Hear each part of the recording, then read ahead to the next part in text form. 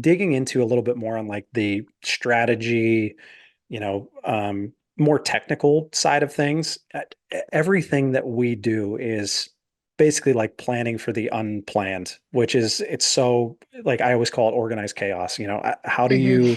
How do you plan for things that you don't know what's going to happen? So like just take me through kind of your mindset and obviously it's changed a little bit now with a different role and a different side of things, but like how do you plan for, the things that you can't even see coming? Yeah, I mean, I think that's the, I guess, blessing and curse of working in social is you always have to be ready and you have to be, on your toes and things like that can happen at any time. I always point back to, I think one of the probably craziest times from a career perspective for me was when the Phillies signed Bryce Harper in 2019 because it was like the longest free agency of all time. I think we're coming up on the end of February.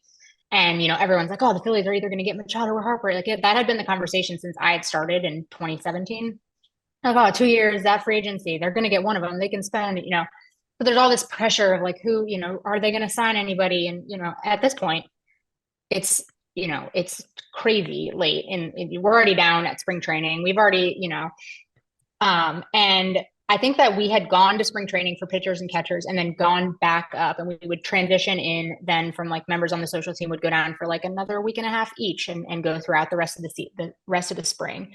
So it was the day that I was supposed to fly down. I had just gone like driven from Citizens Bank Park to my apartment to get my stuff and was about to get an Uber to the airport.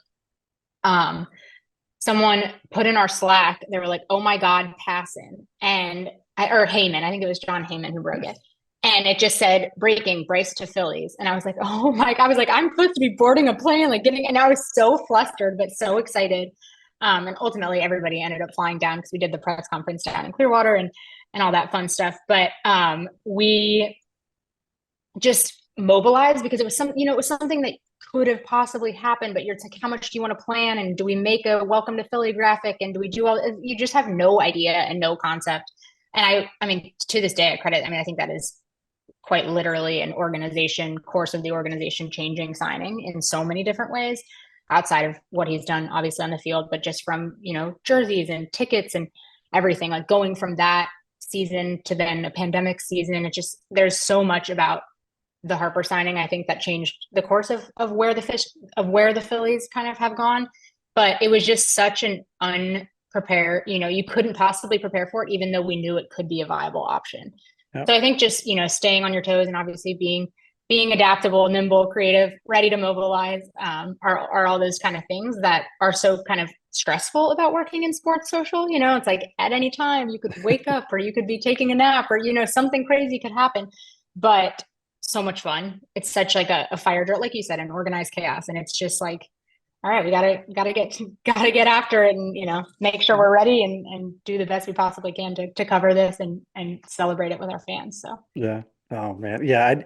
That just brings back so many memories. Like I remember sitting, I think I was getting my oil changed. So I was sitting at this car dealership and I saw a flash across the bottom when I was out in Phoenix, like the Cardinals trade for DeAndre Hopkins. And I was just like, oh, all right. Well, I should probably get this oil change done pretty what quickly. what am I doing? I gotta get Yeah. home. Yeah. And so it's like, No, and then it it's like, is and then insane. it's that like panic and madness. And then it's like, all right, well, we need a plan. We need to figure it out. And then it's like you're gathering assets and what can you do like internally? What can you find? Like so many different things. And then another one was JJ Watt. He signed in Arizona and it Oh was yeah, the yeah. post was him working out in a Cardinal shirt from him saying, source me. And it was like, all right, well, I guess we gotta get on this Guess we too. got to get on. It's actually funny. So we've had some, staffing changes recently. So I'm kind of assisting on the social side now this off season, and with our extension of Aaron Nola, um, right before Thanksgiving is the weekend before Thanksgiving. And I actually was in Gainesville with some of my friends from college, and it was a Sunday, and it's like okay, like Nola, agrees to a deal with the Phillies, and it was so like I honestly wasn't sure that the Phillies would re-sign him. I was kind of I had no idea, but it went from that, and then usually you kind of have that buffer period, right? It's like they have to go do the physical, and like the team's not going to announce it for like a good 24 hours, and we had prepared for the possibility, but just like we hadn't created anything or done anything, and it was so early in free agency. And I get like a text from our PR team, and they're like, "I think we're gonna try and announce it tomorrow morning." I'm like, "Great, we can like make sure graphics are ready, we can make sure all this stuff." And then they're like, actually, he passed physical. Like, can we announce it in like 2 hours? I guess I'm driving down like Tampa or on my way back to Tampa, and I'm just like in the car trying to.